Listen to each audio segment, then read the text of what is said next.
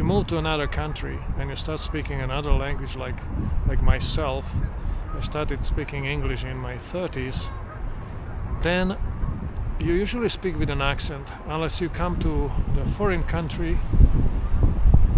when you are 16 and younger, or up to 18. I think you can lose your accent. So the accent is like a curse. It stays with you, and people usually know where you come from. Most of the time in North America, in Canada, and in the United States, people accept accents. Many people have accents. A few months ago I was in Albuquerque, New Mexico, and I found an accommodation through Airbnb. A lady who owned the house had a slight German accent. She is around 70 years old. She moved to United States when she was 13, so she still has an accent. She still carries her accent with her. That's what tells you that people don't lose accents easily. I know a few people who work really hard. I have to say I haven't worked really hard on losing my accent. I try, but I don't allocate, let's say, 1 hour or half an hour a day trying to lose my accent. Try to record myself and try to speak properly without an accent. Honestly, when I moved to Canada and English-speaking countries, I didn't know initially I had an accent. Then I worked in a company where I recorded my voicemail or my voicemail greeting.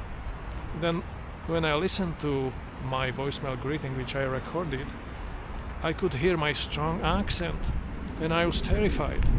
I was like, that's unbelievable. I did not know I have such a strong accent. Since then, I think my accent is not as strong as before, but it is still strong. You can hear it. Look at these beautiful trees.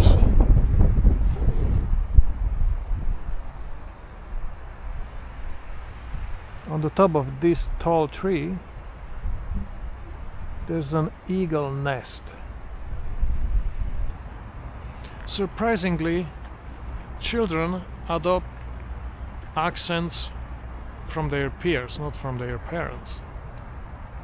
And I would be really interested to know why it works that way. Maybe an anthropologist or language specialist can explain it to me. So even though kids accept accents from their peers, they might still have a slight accent from their parents, which they probably lose once they start going to school, high school, university. They would probably lose it. For example, I read somewhere that Barron, Trump's son, because he spent lots of time with his mother, who has a Slovenian accent, strong Slovenian accent. He has a slight accent too, and now he has to have language lessons by the specialists who teach him how to lose his accent. Because sometimes you meet people who don't like your accent, like mine. There are not many people like that, but sometimes you come across people like that. Usually these are people who are frustrated with their own life, so I don't take it personally. I watched a TV a few months ago, and there was a lady who was talking about her career. She works in the White House, or worked in the White House, and had a really interesting position, really high position in the White House. And she was from northern England. She said she had a strong northern accent, which is not very acceptable in England. So she said because of that accent, she wouldn't have such a wonderful career if she stayed in United Kingdom. And she said United States made it possible for her. Nobody is bothered by her accent because many people have accents. And look at these beautiful eagles. They usually stay on top of the trees and watch the neighborhood below them. I think they are looking for breakfast, something to eat.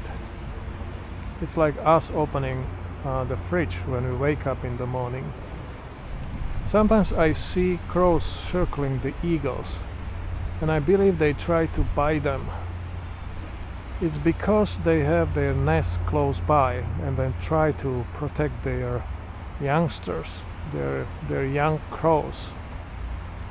One time I saw an eagle eating a crow, so it's dangerous for the crows. Sometimes they don't make it. Sometimes they become the prey, the food. Unfortunately, nature is very cruel. That would be all about accents today.